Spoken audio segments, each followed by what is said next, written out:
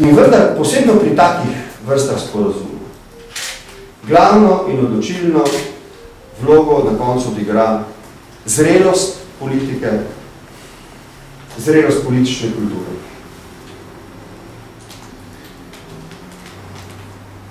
Če in koliko vsi zelo iskreno mislimo, da je enkratna priložnost, da se Slovenija izkaže kot voditeljica Evropske unije, priložnost, ki bo prihajena enkrat na desetine let,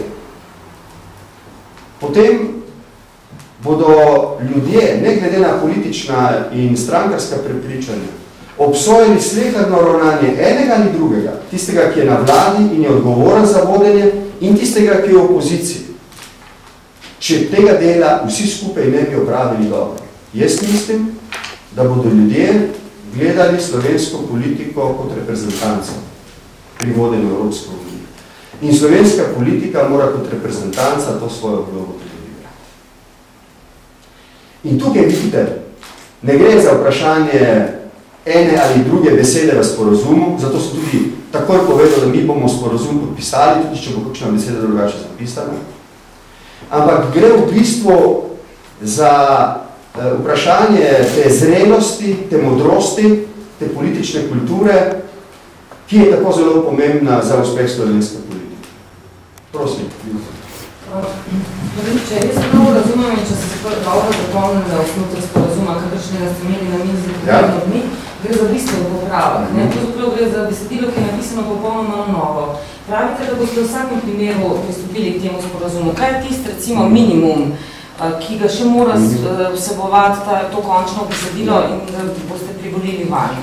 Pogledajte, zato sem začel svoj uvod spominjajoč na to, da sem v pismu 5. decembra leta 2006 predsedniku Janši predlagal, da pravzaprav pridemo do nekega nenapisanega sporazuma, ki bo pravzaprav zavezoval moralno in politično stranke k temu, da se bomo vedli kot reprezentanca, kot sem zapisal v pismu.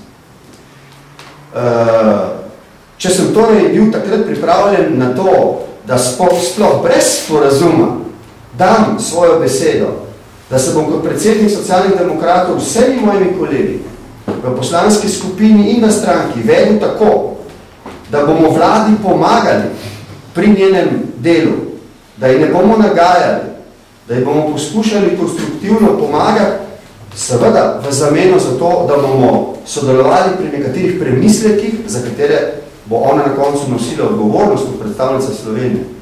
Potem jaz danes brez zadržkov lahko rečem, da tudi če za predsednika vlade ali kakšno drugo stranko podpisnico, kakšna od naših zahtev, ki smo jih dali tukaj, ne bi bila sprejemljiva, bomo mi sporazum podpisali. In še enkrat povem zakaj. Zato, ker se mi zdi izredno pomembno, da utrdimo v tem letu v slovenskem političnem prostoru to politiko soglasja, to politiko konsenza, da se zavemo, da velike stvari majhna država lahko pravi samo, če smo mirno. Po vseh teh popotovanjih po Sloveniji, ko se pogovarjate z ljudmi, kako vi zdaj čutite Slovenijo? Vse sem vam povedal. Mislim, da imamo vsi skupaj srečo, no, ne gre vse pripisati srečo v smislu loterije, ampak tudi znanju te in prejšnjih vlad, da gre Sloveniji v gospodarskem in socialnem smislu relativno dobro. Če bi se konjunkture obrnile navzdol, bi po mojem mnenju prišlo do hujših političnih prepirov o tem, kaj je prav in kaj ne, ker menim, da pravega soglasja o tem, kaj je glavni cilj Slovenije v naslednjih 10-15 letih, ni. To se vam zdi mogoče akademska pripomba na tej tiskovni konferenci, kot jaz predlagam, da se vsi dobro zapomnimo. Zato je tudi socialna demokracija pristala na podpis sporazuma Partnerstvo za razvoj, ker smo se zavedali, da je potrebno tudi s tem dokumentom nekako vendarle določiti tisto, kar je predsednik vlade imenoval svetilnik in kar smo mi imenovali od Slovenije na vrh sveta. In vendar se mi zdi, da kljub tem poskusom ta konsens še ni zelo močen. Mi se bomo zanj prizadevati. Ampak opozarjam vas, ko začnem pogovor z ljudmi, in ta pogovor je živahen, vidim, da ljudje seveda z zelo različnimi pričakovanji, pa so v naši stranki. Dobro, prihajajo tudi simpatizerji ljudje, ki niso člani naše stranke. Ampak zelo različno razumejo, kaj pravzaprav smejo pričakovati od nas in kaj smejo pričakovati v slovenske prihodnosti. Glejte, so še vedno ljudje, ki se zanašajo, da bo država poskrbela za njihovo socialno varnost v celoti. In so ljudje, zlasti mlajše generacije, ki vedo, da se morajo bistveno bolj zanesti glede socialne varnosti in usode nase, kot se je to lahko zanesla generacija njihovih staršev. To je velike razlike.